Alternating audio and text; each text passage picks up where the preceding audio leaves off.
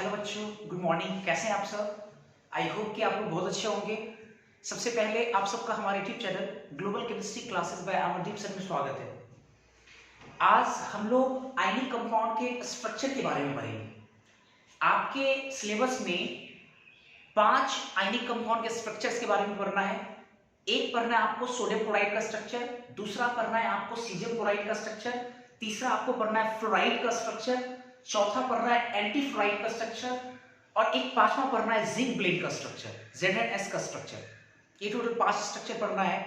Last class में हमने आपको सॉलिड आयनिक सॉलिड के स्ट्रक्चर को समझने के लिए, मतलब आयनिक कंपाउंड के स्ट्रक्चर को समझने के लिए हमने आपको बेसिक कुछ स्टेटमेंट्स मैंने बताए थे, कुछ बेसिक बातें किए थे हम लोग। और आज के इस क्लास में हम लोग आयनिक कंपाउंड का स्ट्रक्चर सीखेंगे। लेकिन ध्यान रहे, कल वाले क्लास बहुत इंपॉर्टेंट था और कल का क्लास अगर अच्छे से आपने किया है तो आज की क्लास आपको अच्छे तरीके से समझ में आएगा। चलिए हम लोग हेडिंग लगाते हैं। पहले सबसे पहले हेडिंग लगाएंगे हम लोग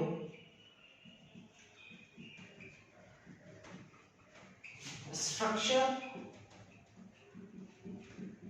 ऑफ आयनिक कंपाउंड। 5 स्ट्रक्चर पढ़ना है आपको, एक एक करके हम लोग देखेंगे। सबसे पहले हम लोग पढ़ेंगे पहला rock salt structure. Rock salt structure, rock salt किसको बोलते हैं हम लोग? NaCl को। तो रॉक सॉल्ट स्ट्रक्चर बोलिए, चाहे आप बोलिए स्ट्रक्चर ऑफ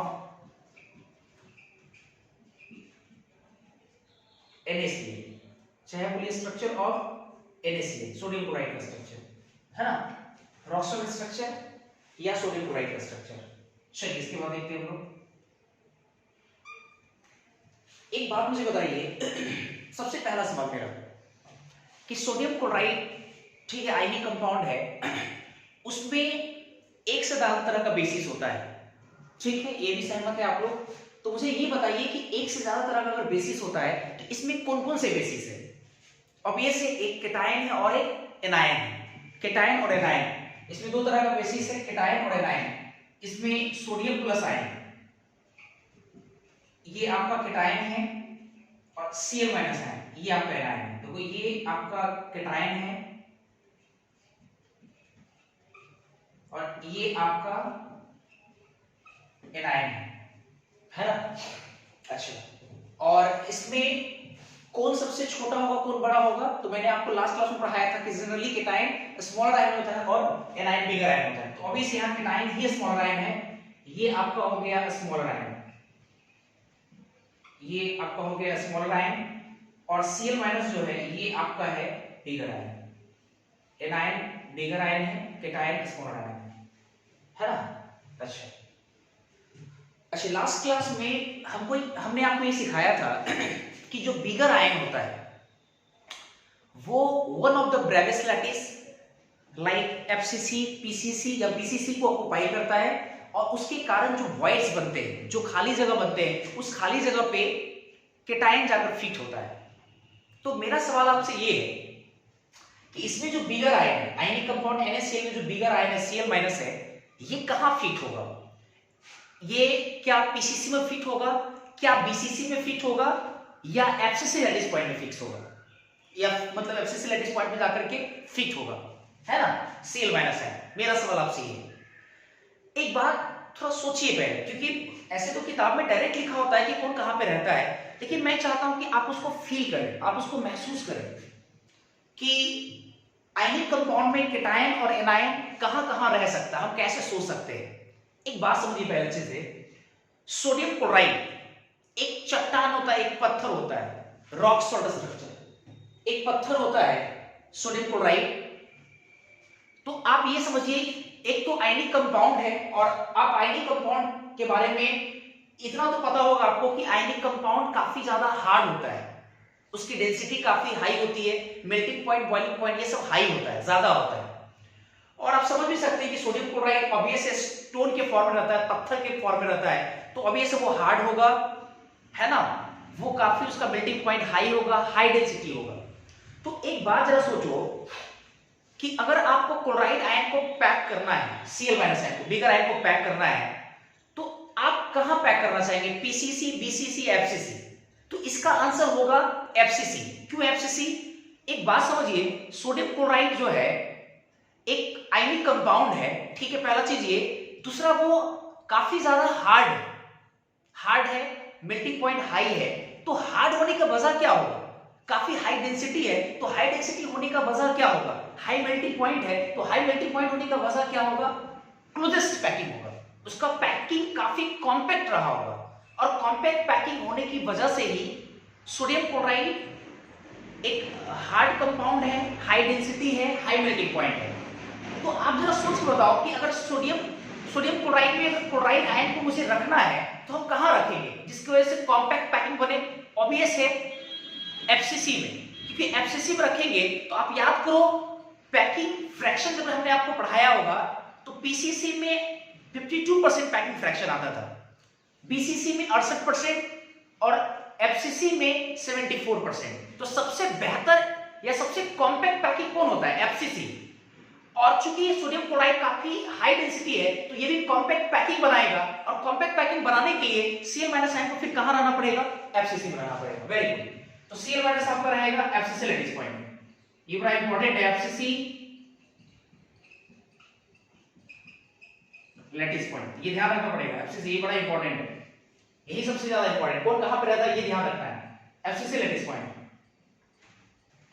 अब बढ़िया समझिए, ये तो एफसीसी लैटिस पॉइंट में चला गया Cl- ion, chloride ion FCC lattice point पे चला गया, और उसकी वजह से जो वॉइड बनेगा, अब इसकी वजह से दो ही तरह का वॉइड बनेगा, एक टेट्राहेड्रल, दूसरा ऑक्टाहेड्रल। क्योंकि मैंने आपको पढ़ाया था types of voids in closest packing, cubic closest packing या जिसको हम बोलते हैं एफसीसी में दो तरह का वॉइड्स बनता है, टेट्राहेड्रल, ऑक्टाहेड्रल। अब जो केटायन आपका है वो किसी एक वॉइड को ऑक्युपाई करेगा। तो मेरा सवाल आपसे ये है कि सोडियम प्लस आयन किस तरह का वॉइड को ऑक्युपाई करेगा, क्या टेट्रा को ऑक्युपाई करेगा या ऑक्टा को ऑक्युपाई करेगा? अब थोड़ा सोचो जरा, इस पे विचार करिए, आप लोग दिमाग लगाइए, आपको आंसर बिल्कुल मिलेगा। और इसका आंसर होगा Na+ ऑक्टाहेड्रल वॉइड को ऑक्युपाई करेगा। क्यों ऑक्टाहेड्रल वॉइड को ऑक्युपाई करेगा, इस पे जरा सोचते हैं आप लोग। देखिए आप ये समझिए ना, पहले अगर Na+ टेट्राहेड्रल वॉइड को ऑक्युपाई करता पाएगा तो आप मुझे ये बताइए कि सोडियम क्लोराइड का फॉर्मूला इस कंडीशन में फिर क्या होगा? आपको याद है बहुत सारे क्वेश्चंस जिसमें हमने आपको पढ़ाया होगा कि एक कंपाउंड है जो दो एलिमेंट से मिलकर बना है, एक एलिमेंट जो कि कॉर्नर पे प्रेजेंट है और दूसरा एलिमेंट जो कि बॉडी के सेंटर पे प्रेजेंट है। तो बताइए फॉर्मूला ऑफ कंपाउंड क्या होगा? आप निकालते थे ऐसे। तो अगर आप एनायन Cl- आयन को एफसीसी लैटिस पॉइंट पे माने तो Cl- आयन का संख्या 4 आएगा। लेकिन अगर आप सोडियम प्लस आयन को सोचते हैं कि टेट्राहेड्रल वॉइड में होगा तो टेट्राहेड्रल वॉइड के कारण Na+ आयन का संख्या कितना मिलेगा? 8 मिलेगा। तो फॉर्मूला ऑफ कंपाउंड क्या हो जाएगा? Na2 और Cl हो जाएगा। जबकि सोडियम क्लोराइड का फॉर्मूला NaCl होता है, NaCl। तो इसका मतलब ये होगा ऑक्टाहेड्रल नहीं हो, सॉरी टेट्राहेड्रल नहीं होगा बल्कि ऑक्टाहेड्रल होगा। तो देखिए ये कहां जाएगा आपका? ऑक्टाहेड्रल वॉइड, ये ऑक्टाहेड्रल वॉइड्स में जाएगा, है ना, ऑक्टाहेड्रल वॉइड्स। मतलब सारे एज के सेंटर पे और बॉडी के सेंटर पे Na+ लाई करेगा, और Cl- सारे कॉर्नर पे और प्रत्येक फेस के सेंटर पे, that is FCC lattice point को ऑक्युपाई करेगा। और इस तरह से सोडियम क्लोराइड का स्ट्रक्चर पाया जाएगा। ये सबसे इंपॉर्टेंट है, ये जिसको भी याद रहेगा, इसके बाद जितने भी पैरामीटर्स होंगे वो सब आपको याद हो जाएगा, सारा का सारा पैरामीटर्स आपको याद होगा। चलिए देखिए एक एक करके देखते हैं हम लोग। सबसे पहले मेरा सवाल है, अगर मैं आपसे पूछूं कि इफेक्टिव नंबर ऑफ Cl- पर यूनिट सेल, Cl- आयन का एक यूनिट सेल में उसकी संख्या क्या होगी? अब चूंकि Cl- एफसीसी लैटिस पॉइंट में मिल रहा है तो आपको याद होगा इसकी संख्या कितना मिलेगा? हमको 4 मिलेगा। इसका आंसर होगा 4। 4 कैसे मिलेगा? सारे कॉर्नर पे है और प्रत्येक फेस के सेंटर पे है, तो कॉर्नर के कारण 1 मिलेगा, और फेस के सेंटर है तो एक फेस का सेंटर आधा, तो 6 मिलकर के 3, 3 1 4, 4 देखो आ गया। और अगर हमारा सवाल ये हो इफेक्टिव नंबर ऑफ Na+, अगर इफेक्टिव नंबर ऑफ Na+ हो, Na+ आयन पर यूनिट सेल, ये कितना मिलेगा? अब जरा सोचो, ये Na+ है कहां? ऑक्टेडल वॉइड में। और याद करो कि ऑक्टेडल वॉइड पर यूनिट सेल कितना मिलता था? 4। ये सब पढ़ाए मैं आपको लास्ट क्लास में, और वॉइड से मैंने पढ़ाया था याद। चलो इसके 4, तो ये देखो 4 इसका हो जाएगा। Na+ भी 4 मिलेगा आपको, Cl- भी 4 मिलेगा। तो इसलिए effective number of NaCl molecule पर यूनिट सेल, ये कितना हो जाएगा आपका? ये कितना मिलेगा आपको? पर यूनिट सेल में NaCl मॉलिक्यूल का संख्या कितना आएगा? अब जरा देखो अच्छे से, एक यूनिट सेल में 4 Na+ 4 Cl-, तो 4 Na+ और 4 Cl- आयन से कितने मॉलिक्यूल बनेंगे NaCl के? 4। चलो इसका आंसर ये हो गया, 4 होगा आंसर, है ना? मेरा ख्याल आपको बहुत अच्छे समझ में आ रहा होगा। इसके बाद आते हैं, काफी छोटा-छोटा चीज आपको जानना है, इसमें कुछ भी पूछा जा सकता है। इसके बाद आते हैं, अगर मैं आपसे पूछूं कोऑर्डिनेशन नंबर, अगर मैं आपसे पूछता हूं Cn, coordination number of Na+, पहले रुक जाइए, मेरा सवाल आपसे ये है कि केटायन और anion, cation generally smaller ion होता है और जिसको हम लोग वॉइस में रखते हैं, और एनायन आपका बिगर आयन होता है जिसको हम लोग एक ब्रैकेट लैटिस में रखते हैं, FCC, PCC, FECC में रखते हैं। तो मेरा सवाल आपसे ये है कि किसका कोऑर्डिनेशन नंबर बताना आसान है, केटायन का अर्थात वॉइड का, या एनायन का जो कि किसी ब्रैकेट लैटिस में रखा हुआ है? तो आपका आंसर होगा सर वॉइड्स का, क्योंकि लास्ट क्लास में हमने आपको radius ratio versus types of voids versus आपको हमने कोऑर्डिनेशन नंबर ऑफ केटायन पढ़ाया था। तो आप कहीं ना कहीं वॉइड्स की डेफिनेशन में ही केटायन का कोऑर्डिनेशन नंबर निकल जाता है। जैसे अगर केटायन, अगर मान लीजिए कि केटायन आपका टेट्राहेड्रल वॉइड में कोऑर्डिनेशन नंबर 4, ऑक्टेडल वॉइड में तो 6, क्यूबिक वॉइड में तो 8, ट्रायंगल वॉइड में तो 3, आप याद कीजिए ऐसे मिलता था। तो इसका मतलब ये कोऑर्डिनेशन नंबर बताना किसका आसान है?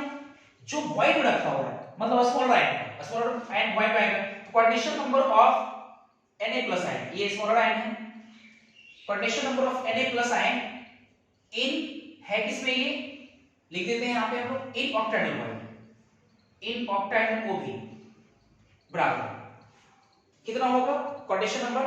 बिल्कुल 6 आएगा। ऑक्टेडल वॉइड में होगा तो 6 आएगा, क्योंकि कोऑर्डिनेशन नंबर अगर हम लोग Na+ की मैं बात करूं तो मतलब हुआ कि Na+ कितने Cl- आयन के टच में है। Cl- ion FCC lattice point को ऑक्युपाई कर रहा है, मतलब ये हुआ कि एक ऑक्टेडल वॉइड कितने FCC लैटिस पॉइंट के टच में आता है। तो ये हम लोग पढ़े थे, टाइप्स ऑफ वॉइड जब पढ़ाए थे तब आपको, तो 6 के टच में आता है, याद करो FCC lattice point, 6 FCC lattice point के टच में आएगा, इसका कोऑर्डिनेशन नंबर 6 हो गया। अब अगर मैं आपसे पूछूं कोऑर्डिनेशन नंबर ऑफ Cl- जो कि कहां है? FCC लैटिस पॉइंट में, इन FCC लैटिस पॉइंट, इसका आंसर कितना हो जाएगा? इसका आंसर कितना होगा जल्दी सोच के बताइए, सब कुछ पढ़ाए हुए आपको। इसका आंसर आप जरा सोचिए, FCC लैटिस पॉइंट मतलब क्लोराइड आयन, और क्लोराइड आयन का वो कोऑर्डिनेशन को बताना, तो क्लोराइड आयन कितने सोडियम प्लस आयन के टच में है, और सोडियम प्लस आयन कहां है? ऑक्टेडल वॉइड में। तो याद करो ऑक्टेडल वॉइड एज के सेंटर में बनता है, एज के सेंटर पे। तो मेरा ख्याल है कि अगर कॉर्नर पे आपका एनायन है, कॉर्नर पे Cl- ion FCC lattice point है, और एज का सेंटर पे बनता है यहां पे, है ना, a/2 डिस्टेंस पे टच में भी होता है, तो एक ये वॉइड, एक ये Na+ से टच में होगा, नीचे a/2 डिस्टेंस यहां पे टच में होगा, इधर a/2 डिस्टेंस, तो उतना ही उधर चले जाइए, उतना ही ऊपर चले जाइए, और जितना इधर है उतना पीछे चले जाइए। तो मेरे को लगता है 6 होगा इसका आंसर, 6 आएगा, बिल्कुल 6 ही आएगा। आप देख सकते हैं जाके कि जो मैंने आपको वॉइड्स पढ़ाया था उसमें देखिएगा FCC लैटिस पॉइंट का कोऑर्डिनेशन नंबर ऑक्टेडल वॉइड के साथ कितना, तो 6 आंसर होगा इसका, है ना। हाँ, एक बात और, थोड़ा और मैं आसान कर देता हूं आपके लिए, थोड़ा और हम आसान कर देते हैं आपके लिए। एक बात थोड़ा समझिए आप, केटायन और एनायन में केटायन का कोऑर्डिनेशन और बताना आसान है क्योंकि वो जनरली वॉइड्स में होते हैं, वॉइड का कोऑर्डिनेशन बताना आसान है, एनायन का कोऑर्डिनेशन बताना थोड़ा मुश्किल है। तो अगर एनाइन का कोऑर्डिनेशन और बताना थोड़ा मुश्किल है तो इस मुश्किल को हम थोड़ा आसान करते हैं आपके लिए। बिल्कुल एक बड़ा कॉन्सेप्ट है, कई बार फ्रिक्वेंटली यूज होता है बड़े बड़े कॉन्सेप्ट में। हम आपके लिए कॉन्सेप्ट तैयार कर रहे हैं, देखिए जरा अच्छे से नोट भी करके इस पॉइंट पे लिखना है, इसको समझेंगे भी हम लोग नोट भी करके। अगर मान लीजिए AXBY एक आयनिक कंपाउंड, कोई आयनिक कंपाउंड को जनरली हम लोग ऐसे लिख सकते हैं AXBY, A का संख्या X और B का संख्या Y। अगर आयनिक कंपाउंड जाना पहचाना रहेगा ना तो आप केटायन एनायन का कोऑर्डिनेशन ऐसे ही बता सकते हो। देखिए जरा अच्छे से, AXBY मान लीजिए एक आयनिक कंपाउंड है, ठीक है, AXBY एक आयनिक कंपाउंड है, A का संख्या X है, B का संख्या Y है। तो किताब लिखता है, बढ़िया समझिएगा इस बात को, किताब लिखता है कि number of A atom divided by number of B atom बराबर होगा A एटम और B एटम के जो रेशियो है, केटायन और एनायन का जो रेशियो है वो बराबर होगा उनके कोऑर्डिनेशन नंबर के रेशियो के रेसिप्रोकल के। मतलब कोऑर्डिनेशन नंबर ऑफ किसका, A नहीं, रेसिप्रोकल तो पलट जाएगा ना, तो B एटम या B आयन जो भी हो divided by coordination number of A atom. ये बड़ा इंपॉर्टेंट फॉर्मूला है, VVI वेरी वेरी इंपॉर्टेंट, सबसे ज्यादा इंपॉर्टेंट है फॉर्मूला, आपको जानना भी चाहिए।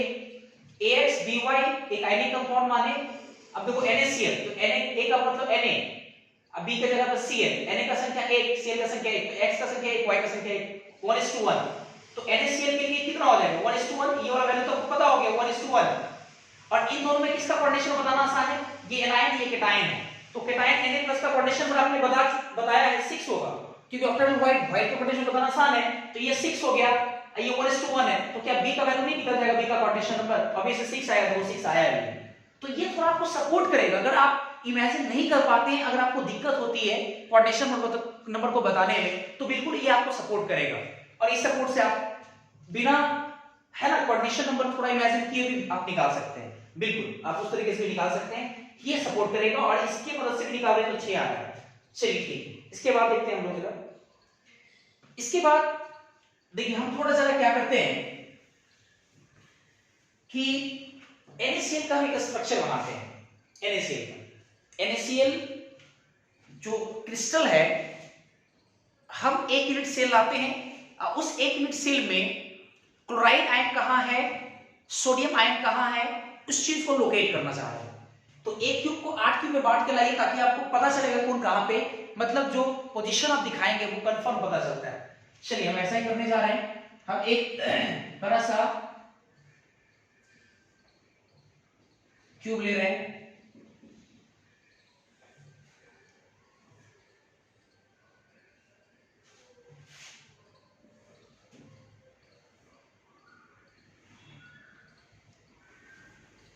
देखिएगा आप लोग,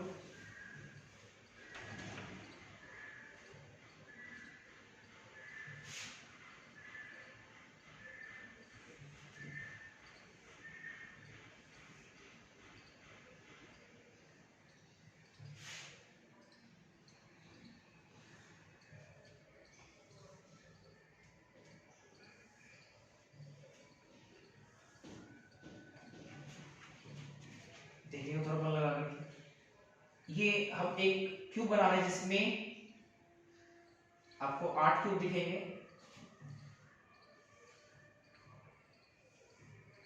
8 क्यूब देखिएगा।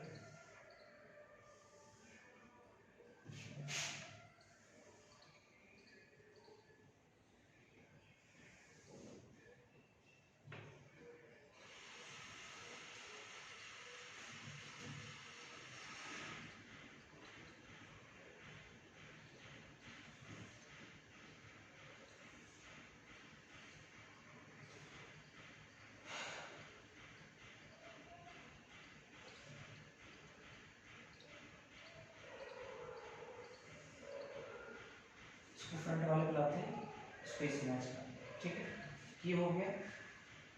इसके बाद 20 से बांटना है, 8 क्यों लिखना चाहिए आपको?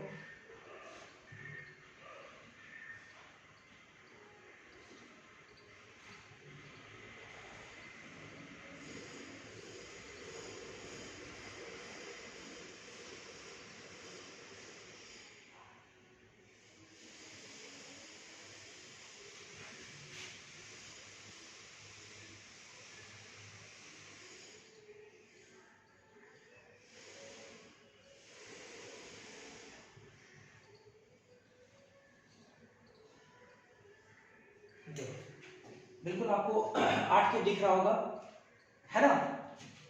अब इसको एक हम यूनिट सेल की तरह ट्रीट करते हैं और इसमें हमें Na प्लस और Cl माइनस को लोकेट करना है। तो Cl माइनस पहले कहाँ है देखते हैं। एब्सिस रेडियस पॉइंट कहाँ मिलता है? सारे कॉर्नर पे। तो जो बोल्ड कर रहे हैं वो सब कॉर्नर और प्रत्येक फेस के सेंटर में, क्योंकि प्रत्येक फेस के सेंटर में मिलता है। तो ये जो बोल्ड कर रही है Cl माइनस है, ऊपर चारों कोना में Cl माइनस है, नीचे वाले चारों कॉर्नर पे Cl माइनस है।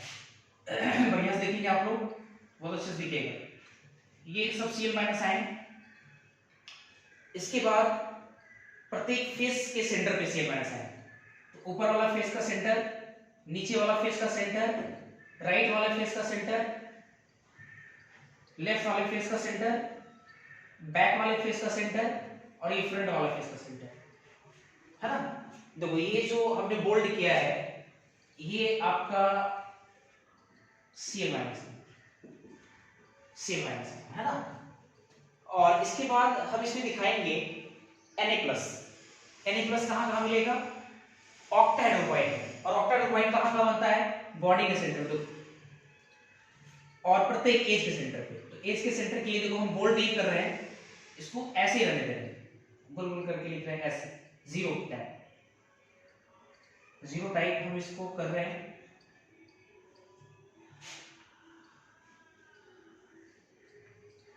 ऐसे, है ना? चलिए ये तो हो गया आपका, हाँ ये हो गया पूरा आपका। ये जो आपका है ये आपका Na प्लस बिल्कुल ऐसा है। अब इसमें एक दो चीज, छोटा चीज हम लोग जानेंगे अभी। बढ़िया से देखिएगा इस चीज को, बढ़िया से देखिएगा। पहला चीज ये, अगर मैं बात करूं केटायन और एनायन के रेडियस का सम, मतलब R cation plus R anion, R cation plus R anion, तो ये कितना मिलेगा? तो केटायन आप देख सकते हैं, ये देखो आपका केटायन, ये केटायन और ये देखो आपका एनायन। इसका हम लोग एज लेंथ मान लेते हैं ए, है ना? एज लेंथ ए मान लो। ये आपका एनायन है, ये आपका केटायन है। ये एनायन इस केटायन के टच में है ना? केटायन के टच में, मतलब आप ये नहीं, अच्छा ये इसके टच में नहीं है। आप उम्मीद करो आपको सब कुछ पता होगा। आप याद कीजिए, ये जो व्हाइट बनता है, ये जो ऑक्टाहेड्रल व्हाइट है ना, इस व्हाइट से ये भी टच में इसके, ये भी टच में इसके, ये भी टच में इसके, और और होता उधर फेस को भी टच में होता। हाँ नीचे वाला ये भी इसके टच में होता, ये वाला। याद है सब देखो a/2 डिस्टेंस, मतलब ये जो डिस्टेंस होगा यहाँ से यहाँ तक दूरी अगर होगा a के टर्म्स में, तो ये कितना होगा? a/2 डिस्टेंस होगा, a/2 डिस्टेंस होगा। देखो a/2 डिस्टेंस होगा। और यहां से यहां तक का दूरी क्या कहलाएगा? इसका रेडियस अगर r n मान लीजिए, इसका रेडियस r केटायन, तो दोनों के सेंटर के बीच का दूरी जो टच में है, तो r cation plus r n, और ये कितना होगा? a/2। और ये ऑलवेज ट्रू है,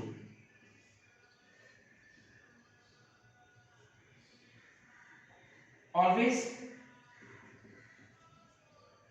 ट्रू, हमेशा सत्य है कि a/2 होगा।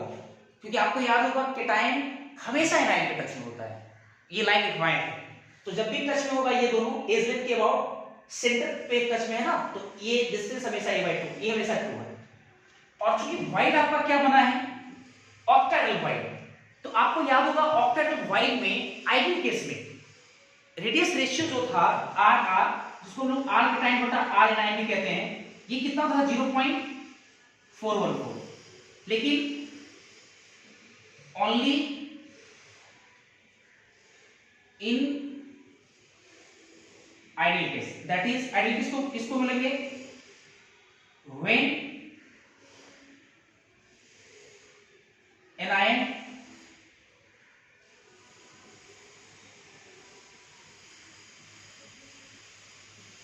are in contact. Only in ideal case, that is when anion are in contact, तभी ये होगा। मतलब देखो एक केटायन और एनायन का सम a/2 के बराबर है एक एटम्स में, और केटायन बटा एनायन, केटायन और एनायन का जो रेडियस रेशियो है वो 0.414 के बराबर होगा, लेकिन ये तब जब एनायन टच में, मतलब ये एनायन इसके टच में, याद होगा आइडियल केस में। Only in ideal case, that is when anion are in contact. इतना आप लोग जानते हैं पहले से। तो पहले आप इसको नोट कीजिए, फिर आगे और डिटेल बात करेंगे हम लोग। अभी खत्म नहीं हुआ, अभी कुछ और भी इसमें देखना है अपने को।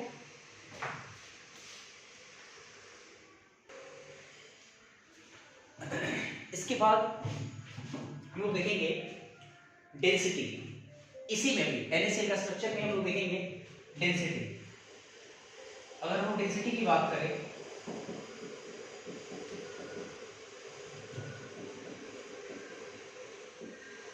क्रिस्टल, तो आपको याद होगा जेडल फॉर्मूला क्या डिराइव किए थे, D बराबर Z इंटू M बटा Na इंटू A3 बटा Na इंटू A3। और NaCl के स्ट्रक्चर में Z का वैल्यू कितना लेंगे, 4। बढ़िया समझिएगा। आप समझिए NaCl का स्ट्रक्चर हम लोग निकालने जा रहे हैं, सॉरी NaCl के स्ट्रक्चर का डेंसिटी निकालने जा रहे हैं, तो Z का वैल्यू 4 लेंगे। तो उस समय मोलर मास किसका लेंगे, सोडियम का या क्लोरीन का या सोडियम क्लोराइड का। तो मोलर मास आपको लेना पड़ेगा सोडियम क्लोराइड का, NaCl का, क्योंकि याद होगा NaCl में आपको एटम नहीं, आपको कंपाउंड मिलेगा, मॉलिक्यूल मिलेगा। तो NaCl का मोलर मास, NaCl का कितना संख्या आता है, तो Z का वैल्यू 4 है ना, इनटू Na, नीचे में Na, सॉरी Na 6 गुना 10 के पावर 3, 10 के पावर 23 सॉरी, और AQ, अगर A दिया हुआ है A, तो डायरेक्ट AQ लेकर के यहां पे सॉल्व कर लेंगे। और अगर A नहीं दिया हुआ है, बाय द वे अगर A नहीं दिया हुआ है, आपको R केटायन और R एनायन दिया हुआ है, केटायन और एनायन दोनों का सम दिया हुआ है या दोनों अलग अलग दिया हुआ है, तो आप पढ़िए R cation plus R anion बराबर A/2, आप वहां से सॉल्व कर लेंगे, है ना, वहां से हम लोग सॉल्व कर लेंगे, हमारा आंसर A निकालेंगे, इसको रखेंगे आ जाएगा। चलिए इसके बाद हम लोग देखते हैं, इसको आप लोग देखेंगे, इसके बाद हम लोग देखेंगे packing fraction.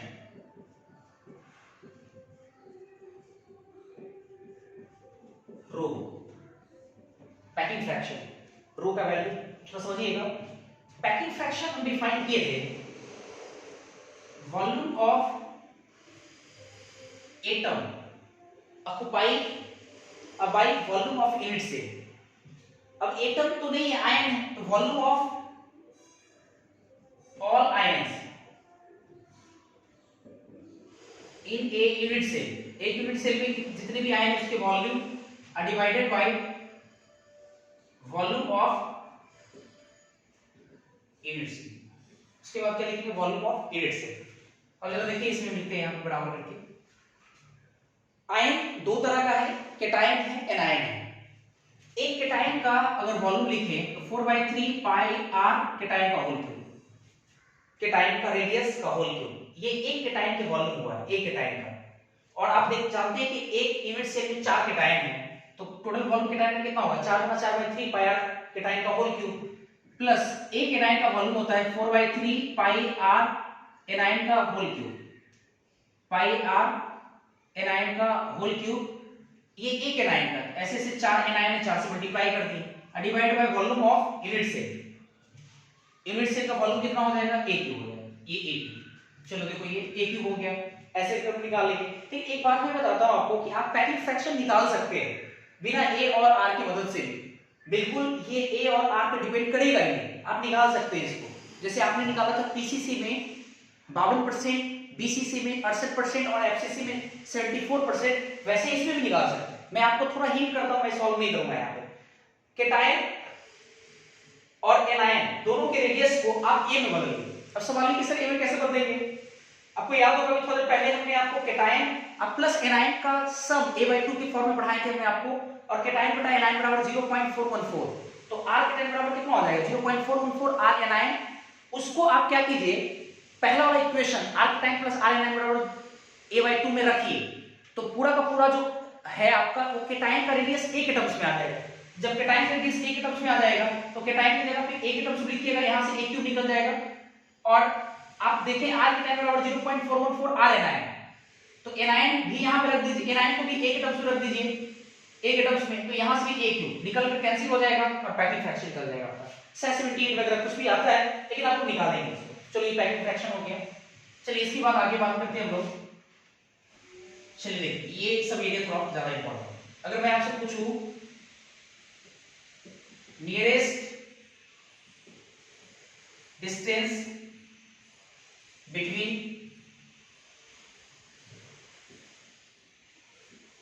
Any two ions, दो आयन के बीच की नजदीक की दूरी क्या होगी, सबसे नजदीक की दूरी। और इसी में लगे हाथ ये भी देख सकते हैं हम लोग, नेक्स्ट नियरेस्ट डिस्टेंस बिटवीन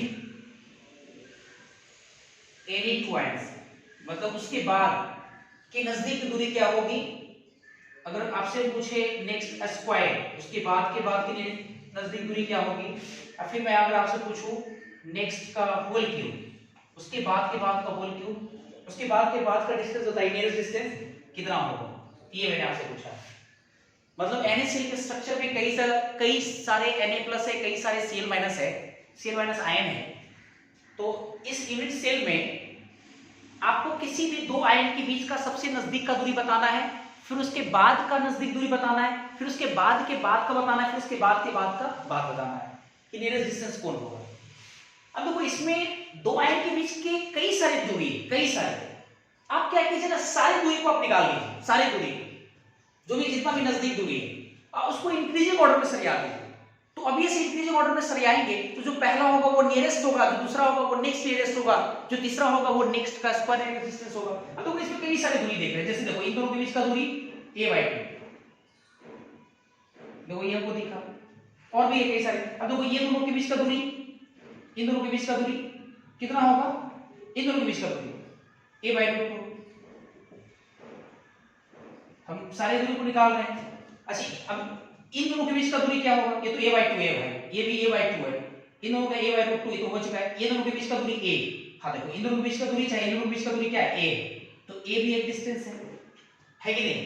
अब अगर बाय द वे इसके बीच की दूरी की मैं बात करूंगा तो √2a हो जाएगा। अब इसके और इसके बीच की दूरी की मैं बात करूंगा तो √3 a/2 हो जाएगा, है कि नहीं। बहुत सारी दूरी देखो मैंने निकाल दिया है, a/2, a/√2, फिर उसके बाद यहां से यहां तक करेंगे तो √2a, यहां से यहां तक करेंगे तो a, यहां से ये बॉयड एंगल के बोर्ड जाएंगे, सेंटर पे √3a/2, इतने कई सारे डिस्टेंस मैंने निकाला है। इसको सजाते हैं इंक्रीजिंग ऑर्डर में, इसको इंक्रीजिंग ऑर्डर में। तो इंक्रीजिंग ऑर्डर में अगर हम इसको सरियाएंगे तो जरा सोच के देखो, इंक्रीजिंग ऑर्डर में अगर हम इसको लिखते हैं,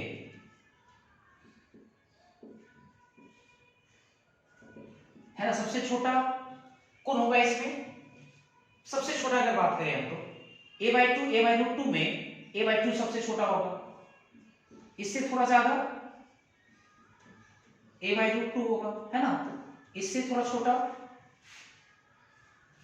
इससे छोटा a या √2a या √3a/2, इसको जरा सोचना है आपने को। तो मुझे लगता है कि √3a/2 होगा, देखो जरा अच्छे से, √3a/2 होगा, क्योंकि √3 का वैल्यू 1.732 और 2 से डिवाइड करें, ऑब्वियसली a का जो फैक्टर होगा वो 1 से कम होगा, 1 से कम, ये 1 है इसका फैक्टर यहां पे है। तो इसके बाद कौन सा हो जाएगा आपका √3 a/2, और फिर उससे कम कौन होगा, a होगा, उससे कम a होगा, फिर उसके बाद √2a होगा।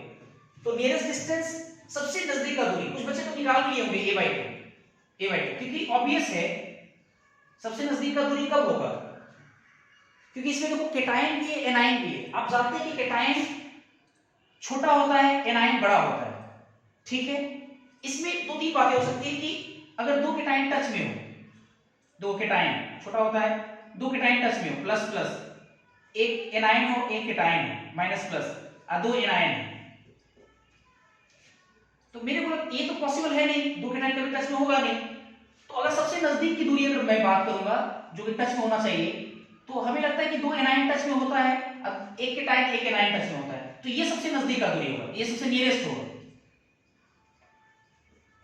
क्यों नियरेस्ट होगा, क्योंकि एनाइन बड़ा है कैटाइन छोटा है, इसमें दोनों एनाइन बड़ा है तो ये दूरी तो ज्यादा होगा, ये दूरी कम होगा। तो देखो जरा दो एनाइन के बीच दो आयन के बीच का सबसे न्यूनतम दूरी a/2 होगा क्योंकि कैटाइन एनाइन a/2 डिस्टेंस पे टच करते हैं। ऐसे भी समझ सकते हैं, नहीं तो आप इंक्रीजिंग ऑर्डर को ध्यान रखिए। अब nearest distance between two any ion, अब दो आयन के बीच का उसके बाद नेक्स्ट नियरेस्ट डिस्टेंस बताना है मुझे, तो a/√2 हो जाएगा, a/√2 नेक्स्ट का स्क्वायर तो ये हो जाएगा √3 a/2 हो जाएगा, और उसके बाद फिर नेक्स्ट का होल क्यूब करेंट डिस्टेंस बताना तो ये a हो जाएगा। नहीं, इसको आप समझ रहे हैं क्या मैंने ये बोला, ये पॉसिबल है, ये भी पॉसिबल है, लेकिन नियरेस्ट ये होगा, ये नियरेस्ट नहीं होगा। चलिए ठीक, इस हिसाब से a/2 ठीक। इसके बाद आइए जरा, अगर मैं आपसे पूछूं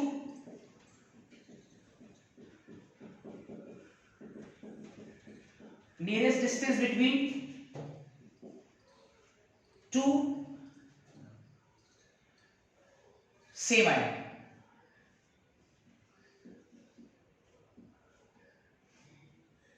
नियरेस्ट बिटवीन टू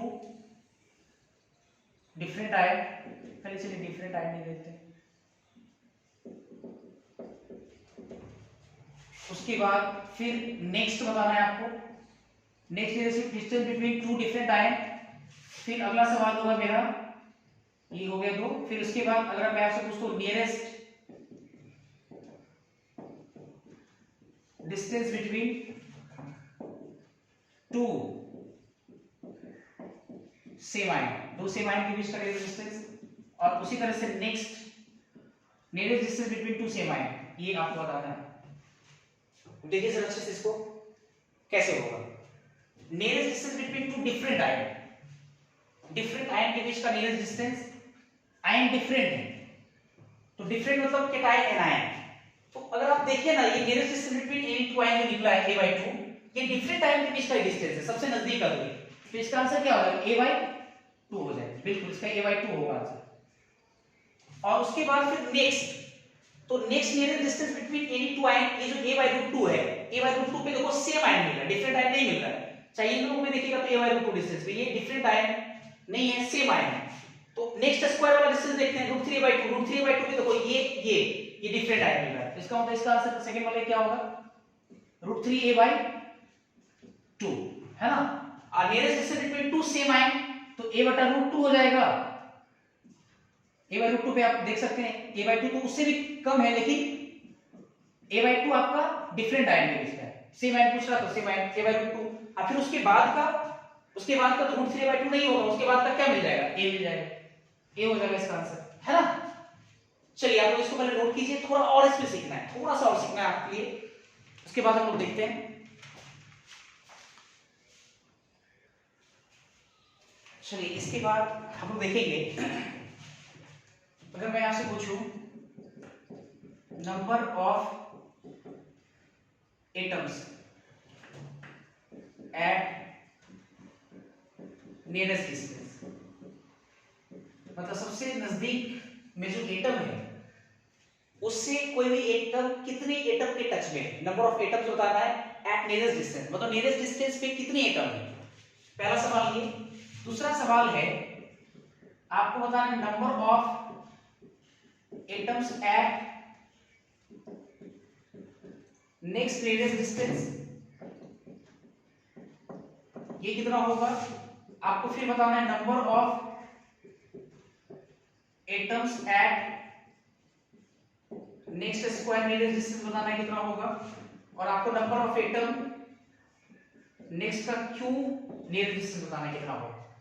तो ऐसे समझिए जरा, number of atoms at nearest distance, nearest distance है कितना a/2 है, तो आपको बताना है कि a/2 डिस्टेंस पे एटम का संख्या कितना मिलेगा, a/2 डिस्टेंस पे सोच कर बताइए। देखो इनडायरेक्टली आपसे कोऑर्डिनेशन नंबर ही पूछ रहा है, इनडायरेक्टली आपसे ये बोल रहा है कि a/2 डिस्टेंस पे अगर जाएंगे, a/2 डिस्टेंस पे किसी भी एक एटम से अगर a/2 डिस्टेंस पे जाएंगे तो ऐसे कितने एटम मिलेंगे, तो जरा सोच कर देखो, इसका आंसर होना चाहिए 6 मिलेंगे, क्योंकि a/2 डिस्टेंस जाने के लिए आपको एज लेंथ के अबाउट जाना पड़ेगा। देखो एज लेंथ के अबाउट, देखो इससे हम गए एज लेंथ के अबाउट, इधर a/2 डिस्टेंस तो एक एटम इधर गए, देखो a/2 डिस्टेंस दूसरा एटम, इधर नीचे गए a/2 डिस्टेंस तीसरा एटम, इतना ही ऊपर जाएंगे तो a/2 चौथा एटम, है ना,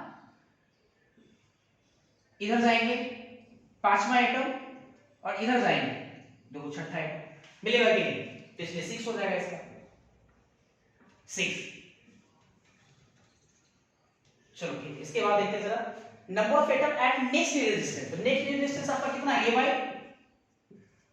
a by root 2, a by root 2, a by root 2 पे कितना मिलेगा, तो आपको याद होगा a by रूट 2 पे, a by रूट 2 FCC है, a by रूट 2 याद करो 12 मिलता है, 12। अगर आपने FCC अच्छे से पढ़ा है तो a by रूट 2 डिस्टेंस पे 12 एटम मिलता है।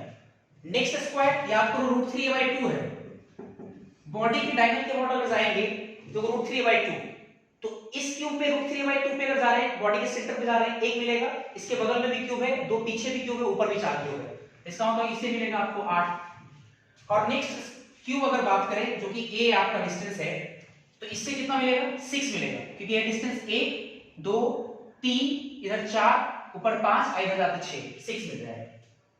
तो ये हो गया आपका, है ना। तो ये आपका कंप्लीट NaCl का स्ट्रक्चर खत्म हुआ। इसके बाद अभी तुरंत हम लोग देखेंगे सीजियम क्लोराइड का स्ट्रक्चर, इसको जल्दी आप लोग नोट करें। चलिए इसके बाद हम लोग देखेंगे सोडियम क्लोराइड पूरा कंप्लीट खत्म हो गया। इसके बाद हम लोग देखेंगे सेकेंड, दूसरा आपको करना है caesium chloride structure. Caesium chloride structure मतलब स्ट्रक्चर ऑफ सीजियम क्लोराइड आपको पढ़ना है, या इसका एक और भी नाम है,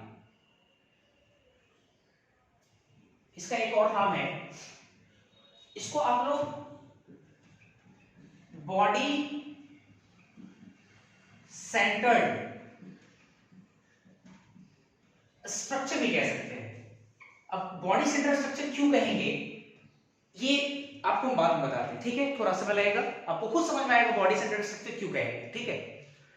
अब सीजियम क्लोराइड स्ट्रक्चर में दो तरह का बेसिस है, एक सीजियम प्लस आयन है, एक क्लोराइड आयन है। सीजियम प्लस आयन ये आपका केटायन है और ये आपका एनायन है। केटायन जनरली स्मॉलर आयन होता है, बिल्कुल यहां है भी ये स्मॉलर आयन, और एनायन बिगर आयन होता है, और ये बिगर आयन है भी, ये बिगर आयन। मुझे ये जानना है कि कौन कहां प्रेजेंट होता है, ये जानना है। पहले आप एक चीज जानिए, जो सीजियम प्लस आयन होता है, सीजियम प्लस आयन सारे केटायन में सबसे बड़ा केटायन होता है। ये समझिए इस बात को। आप सीजियम प्लस सोच कर देखो ना जरा, अगर मेरा सवाल आपसे ये हो कि सीजियम प्लस आयन अगर सारे केटायन में मैं बात करूं, सारे केटायन में अगर सीजियम प्लस आयन की मैं बात करूं, तो सीजियम प्लस आयन का रेडियस क्या होगा, सारे केटायंस की तुलना में क्या होगा, छोटा होगा या बड़ा होगा? तो इसका आंसर होगा सबसे बड़ा होगा। कैसे, आपने पढ़ा होगा राइट टू लेफ्ट जाते हैं तो साइज बढ़ता है, और ऊपर से नीचे आते हैं तो साइज बढ़ता है। तो इसका मतलब कि सबसे बड़ा साइज कौन हो जाएगा, hydrogen, lithium, sodium, potassium, rubidium, caesium, francium. Francium तो रेडियोएक्टिव नहीं लेते, लेकिन सीजियम, सीजियम सबसे बड़ा केटायन है। मतलब हम बोल सकते हैं ये आपका बिगर केटायन है, हम एनायन से नहीं बोल रहे, ये बिगर केटायन है एमंग ऑल केटायन, सारे केटायन में ये सबसे बड़ा केटायन, सबसे बड़ा केटायन। बढ़िया समझिए इस बात को। तो अगर ये सबसे बड़ा केटायन है, तो आपको याद होगा लास्ट क्लास में हमने आपको पढ़ाया था टाइप्स ऑफ वॉइड्स। आपने पढ़ा था कि केटायन जो होता है वो वॉइड में जाता है, और यहाँ जो केटायन है वो सबसे बड़ा केटायन है, तो अभी से उसको सबसे बड़े वॉइड्स में जाना होगा, सबसे बड़े वॉइड में। और सबसे बड़ा वॉइड कौन है, triangular void, tetrahedral void, octahedral void या क्यूबिक वॉइड? ऑब्वियस है क्यूबिक वॉइड, क्यूबिक वॉइड है, तो इसका मतलब सीजियम प्लस आयन जाएगा क्यूबिक वॉइड, ये क्यूबिक वॉइड में जाएगा। देखो बड़ा अच्छा कॉन्सेप्ट है, बढ़िया समझना होगा आपको। ये क्यूबिक वॉइड हो जाएगा क्योंकि सबसे बड़ा केटायन है, इसलिए क्यूबिक वॉइड। और अगर ये क्यूबिक वॉइड में गया तो क्यूबिक वॉइड कैसे बनेगा, एनायन कहां जाना पड़ेगा, एनायन को सारे कॉर्नर पे जाना पड़ेगा, तब ना क्यूबिक वॉइड बनेगा, तब ना बॉडी सेंटर वॉइड बनेगा। तो केटायन कहां, केटायन तो चला गया आपका क्यूबिक वॉइड में, एनायन कहां जाना पड़ेगा, क्यूबिक वॉइड बनने के लिए एनायन को कहां जाना पड़ेगा, एनायन को जाना पड़ेगा पीसीसी लैटिस पॉइंट पे, पीसीसी लैटिस पॉइंट अर्थात सारे कॉर्नर, तभी बनेगा। जैसे इसका स्ट्रक्चर आप देख लीजिए, आपको समझ में आएगा। जैसे ये एक हम क्यूब बना लें, ठीक है, इजी है, थोड़ा देखिएगा। बिगर आयन है, कैटायन बहुत बड़ा है, कैटायन बड़े वॉइड में जाना चाहेगा, obviously body centre cubic void में जाना चाहेगा। अब देखिए ये आपका एनायन है, 4 एनायन ऊपर वाले क्यूब के कॉर्नर पे और 4 एनायन नीचे वाले क्यूब के कॉर्नर पे, ऐसे। और ये जो बना है बॉडी का सेंटर, इसी पे आपका कौन जाएगा, Cgm प्लस आयन। तो ये आपका Cgm प्लस आयन है, Cgm plus ion cubic void में गया है। ये आप बोल सकते हैं कि क्यूबिक वॉइड में गया है,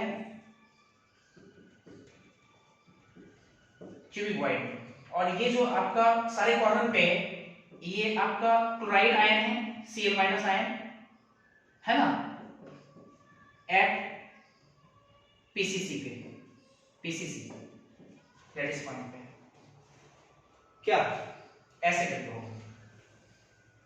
चलिए ठीक है, इसके बाद आते हैं जरा, अगर मैं आपसे पूछूं कि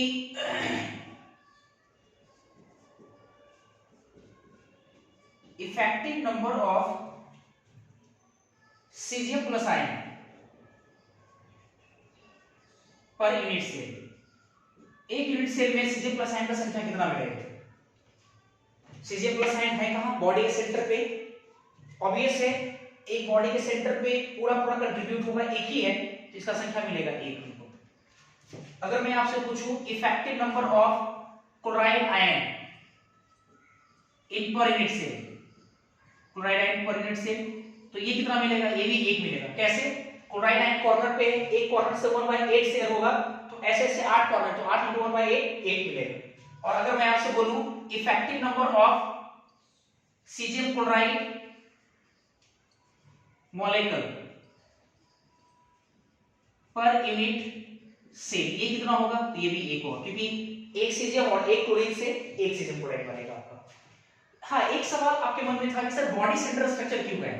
आप देख सकते हैं Cgm क्लोराइड का जो स्ट्रक्चर है वो बॉडी सेंटर्ड के जैसा है। आपको याद है बॉडी सेंटर्ड एक सजावट होता था जिसमें सारे जो बेसिस होते थे वो कॉर्नर पे हो और एक बेसिस बॉडी के सेंटर पे हो, उसको हम लोग बॉडी सेंटर बोलते हैं। देखो सारे बेसिस जो है कॉर्नर पे और एक बेसिस जो बॉडी के सेंटर पे है, ये बॉडी सेंटर जैसा है, इसलिए इसको बोलते हैं body centre structure. Cgm chloride structure is also known as body centred structure.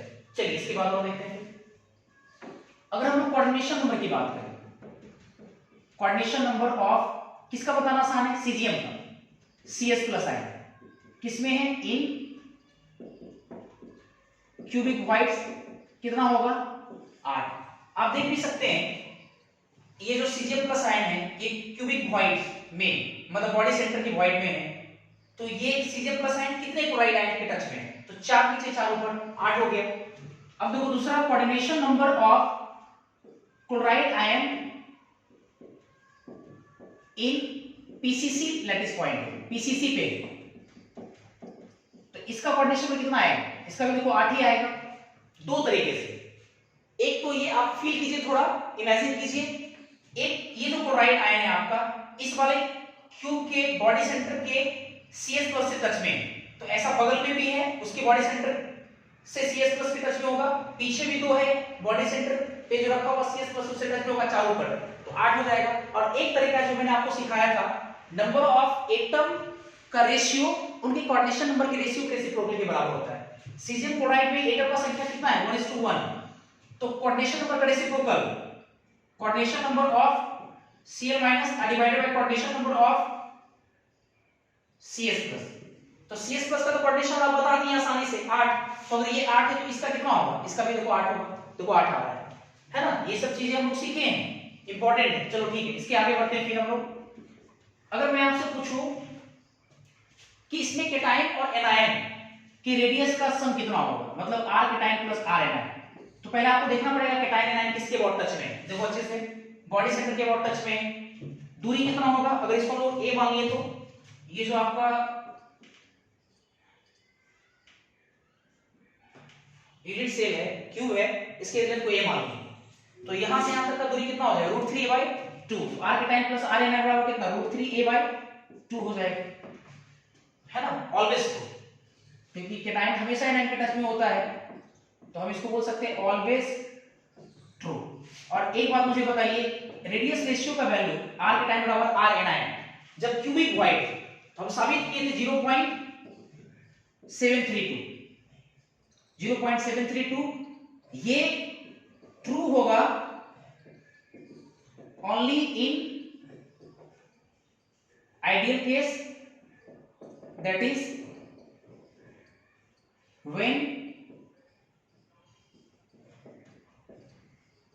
anion are in contact, जब anion कांटेक्ट में है ना।